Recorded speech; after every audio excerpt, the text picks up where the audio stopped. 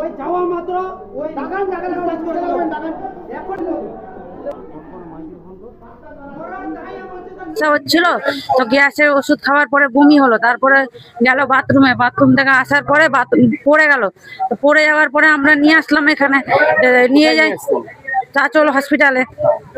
তো হসপিটালে নিয়ে আসার পরে ভালো গেল, ওখানে বেডে করলো, একটা ইঞ্জেকশন দিল, তারপরে উপরতলায় শিফট করলো।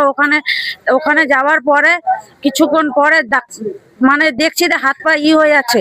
তো ডাক্তারকে ডাকছি, ডাক্তার আসছে না, কেউ না। ডাক্তার দেখছি পায়ের পর পা চড়ায় বসে আছে, নার্সও বসে আছে, কিছুই আমাদের উপরে কিছুই করছে না। ওরে আসার পরে কিছুক্ষণ পর আসলো, ইঞ্জেকশনটা মারার পরেই তারপরে 2 সেকেন্ডের মধ্যে হয়ে গেল।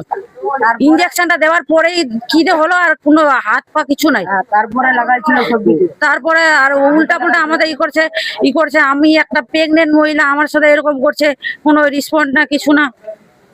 এটার আমি বিচার চাই। ওটা আমার হাজবেন্ড। নাম ছিল অঙ্কন রয়।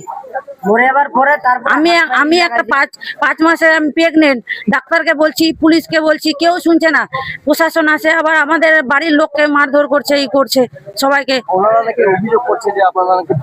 ভাঙচুর কিছুই করেনি, মানে এমনি কানাকানি করছিল। আর ওই তো একটা মানুষ চলে গেল, তো যে কেউ একটা হয়ে যায় মনের মধ্যে, ওই করছিল, ওটা নিয়ে ওরা করছে। রায় বলে একটি পেশেন্ট, এই বছর 34 বছর বয়স, এসেছিল 6:34 নাগাদ আমাদের এখানে, 6টা নাগাদ আমাদের এখানে হসপিটালে এসে ভর্তি হয়। যখন ভর্তি হয় তখন অসম্ভব রকম সুগার খুব বেশি ছিল, তার সঙ্গে অ্যাকিউট এক্সারসারবেশন অফ সিওপিডি, মানে খুব কাশি এগুলো ছিল। তারপর বুকের ইনফেকশন ছিল, তারপর তার চেস্ট পেইন ছিল। এই সমস্ত নানা রকম রোগ নিয়ে আসে। তো যখন ভর্তি হয়েছে তখনই তার হাত পা পুরো ঠান্ডা অবস্থায় ছিল, কিন্তু আমাদের ইমার্জেন্সি ডাক্তার সঙ্গে সঙ্গে দ্রুততার সঙ্গে দেখেন, এবং ছেলেটি অ্যালকোহলিকও ছিল পেশেন্টটি। তারপর সঙ্গে সঙ্গে তাকে উপরে পাঠান মেডিসিন ডিপার্টমেন্টে আমাদের ডাক্তার উপস্থিত ছিল। তিনি সঙ্গে সঙ্গে দেখে ট্রিটমেন্ট করার কিছুক্ষণের মধ্যেই পেশেন্টটি মারা যায়। এবং পেশেন্টটি মারা যায় তখন কোনো রকম প্রবলেম ছিল না, কিন্তু তারপর একদল লোক এসে 1 ঘন্টার পর এসে হঠাৎ করে অতর্কিত আক্রমণ করলো। একদম হসপিটালে ভাঙচুর শুরু হলো, একদম প্রায় মারমুখী অবস্থায়। আমাদের ডাক্তারবাবু, নার্সিং স্টাফ সবাই একদম ভীত সন্ত্রস্ত ছিলেন। তারপর আমরা পুলিশে ডাকার পর পুলিশ এসে দ্রুত ব্যবস্থা নেয়।